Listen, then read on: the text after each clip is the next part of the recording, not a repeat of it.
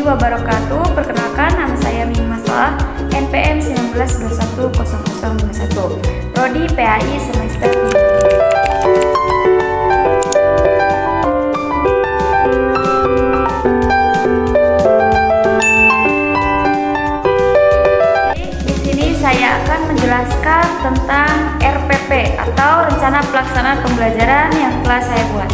Sekolah MTS Al-Furqan, mata pelajaran Al-Quran Hadis, kelas atau semester 7, alokasi waktu 40 menit dalam 1 kali pertemuan. Materi pokoknya yaitu menggapai ridho Allah Subhanahu wa Ta'ala dengan sikap dermawan dan menghindari kikir. Sub-sub materi isi kandungan Quran Surat Al-Lail ayat 1-11 dan hadis riwayat Muslim Abu Hurairah. Isi dasarnya yaitu 3.5 dan 4.5. Alat dan media pembelajarannya yaitu spidol, papan tulis, sumber belajarnya yaitu mushaf Al-Quran dan terjemahnya. Media pembelajarannya yaitu worksheet atau lembar kerja siswa, PPT, lembar penilaian. Buku paket Al-Quran Hadis kelas 7 MTS Kemenang RI 2019. Buku guru dan siswa. Indikator pencapaian kompetisinya yaitu membenarkan bahwa Allah Subhanahu wa Ta'ala mencintai orang yang pemurah dan membenci orang yang kikir. Meyakini bahwa Allah Subhanahu wa Ta'ala mencintai orang yang pemurah dan membenci orang yang kikir. Menerapkan sikap peduli kepada masyarakat. Sikap peduli kepada masyarakat menyebutkan arti dari Quran Surat Al-Lail dan hadis riwayat Muslim dan Abu Hurairah. Menjelaskan isi kandungan Surat Al-Lail dan riwayat hadis Abu Hurairah. Tujuan pembelajarannya yaitu membekali peserta didik dengan dalil dalam Al-Quran dan hadis sebagai pedoman dalam menyikapi ujian dalam kehidupan. Yang kedua yaitu menanamkan sikap dermawan terhadap peserta didik dalam kehidupan sehari-hari. Mengkomunikasikan isi kandungan Surat Al-Lail dan hadis riwayat Muslim dari Abu Hurairah. Membiasakan bersikap dermawan terhadap sesama. Perencanaan pembelajarannya yaitu yang pertama pendekatan pembelajaran kontekstual, yaitu strategi pembelajaran kontekstual, strategi interaktif learning, metode ceramah, diskusi, tanya jawab, dan penugasan. Yang pertama pendahuluan yaitu guru mengawali proses pembelajaran dengan memberi salam dan berdoa bagi kemanfaatan dan keberkahan ilmu yang dipelajari. Mengkondisikan suasana belajar yang menyenangkan dan mengecek kehadiran peserta didik. Menyiapkan fisik dan fisikis peserta didik dalam mewakili kegiatan pembelajaran. Yang kedua yaitu inti kegiatan literasi. Peserta didik diberi motivasi dan panduan untuk melihat, mengamati, membaca, dan menuliskannya kembali. Mereka diberi tayangan dan bahan bacaan terkait materi Quran Surat Al-Lail dan hadis riwayat Muslim dari Abu Hurairah. Yang kedua yaitu critical thinking. Guru memberikan kesempatan untuk mengidentifikasi sebanyak mungkin hal yang belum difahami, dimulai dari pertanyaan faktual sampai ke pertanyaan yang bersifat hipotetik. Pertanyaan ini harus tetap berkaitan dengan materi Quran Surat Al-Lail dan hadis riwayat Muslim dari Abu Hurairah. Yang ketiga itu collaboration. Peserta didik dibentuk dalam beberapa kelompok untuk mendiskusikan, mengumpulkan informasi, mempresentasikan ulang, dan saling bertukar informasi mengenai Quran Surat Al-Lail dan hadis riwayat Muslim Abu Hurairah. Yang terakhir, communication. Peserta didik mempresentasikan hasil kerja kelompok atau individu secara klasikal, mengemukakan pendapat atas presentasi yang dilakukan, kemudian ditanggapi kembali oleh kelompok atau individu yang mempresentasikan hadis riwayat Muslim Abu Hurairah.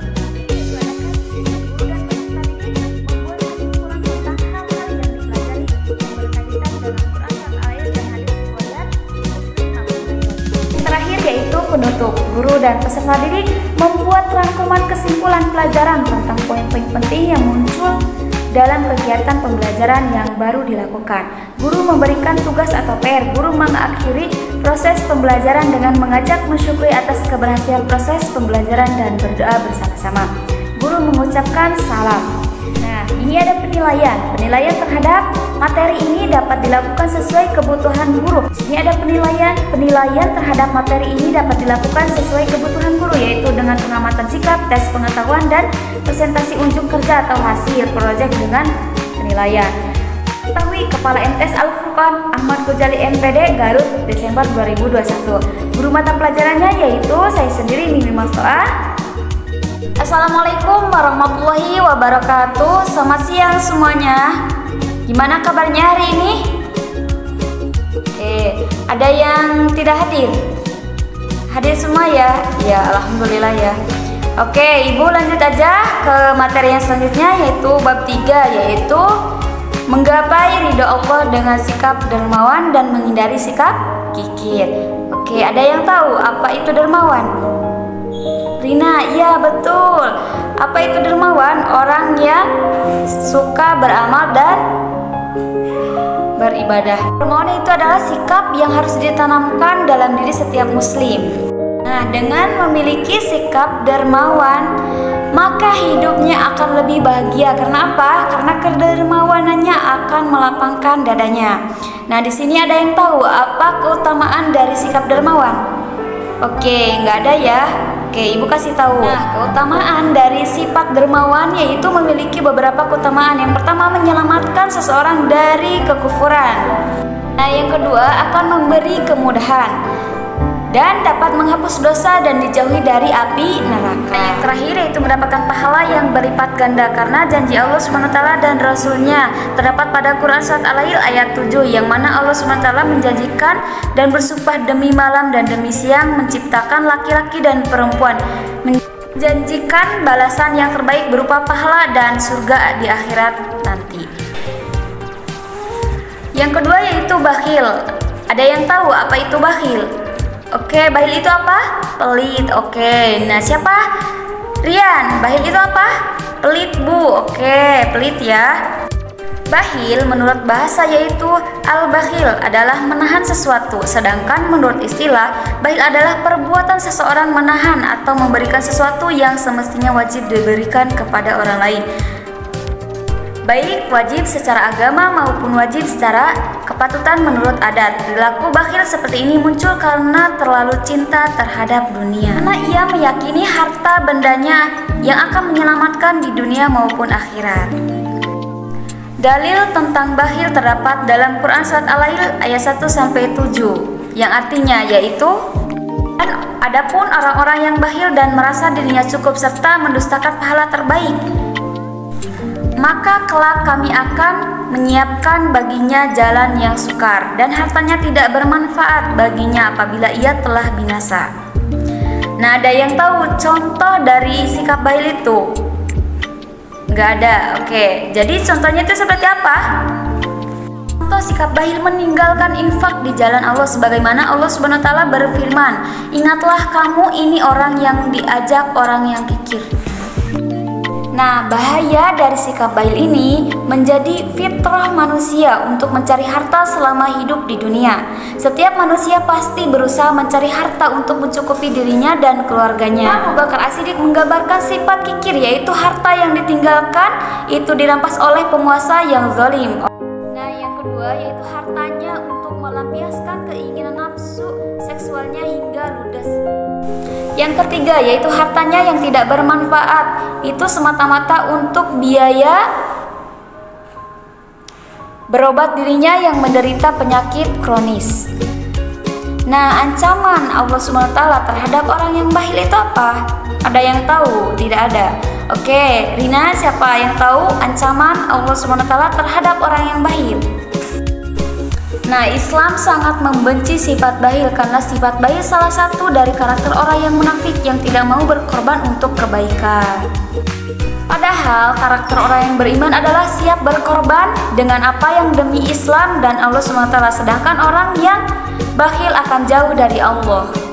Nah, dia akan menimpakan berbagai keburukan, kesesatan dan memasukkannya ke dalam neraka. Rasulullah SAW yang menginginkan kita agar menjauhi sikap kikir, karena kikir akan membahayakan kita.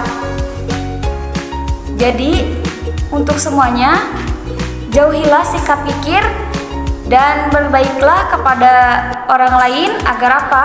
Agar Allah SWT menyayangi kita sebagaimana kita telah memiliki sikap dermawan yang baik kita contoh. Kita simpulkan bareng-bareng tentang menggapai ridha Allah dengan sikap dermawan dan menghindari sikap kikir. Yang pertama apa? Kita harus bersikap dermawan kepada orang lain, kepada teman kita, apalagi kerabat kita. Kita harus menghindari sikap kikir karena sikap kikir akan membahayakan kita dan menjerumuskan kita ke dalam api neraka. Nah, itu yang dapat Ibu sampaikan. Semoga kalian dapat mengerti dan mengamalkannya dalam kehidupan sehari-hari. Oke, terima kasih. Tugasnya dari Ibu yaitu kerjakan halaman 135, ada PG dan esai. Minggu depan dikumpulkan di meja Ibu. Terima kasih. Wassalamualaikum warahmatullahi wabarakatuh.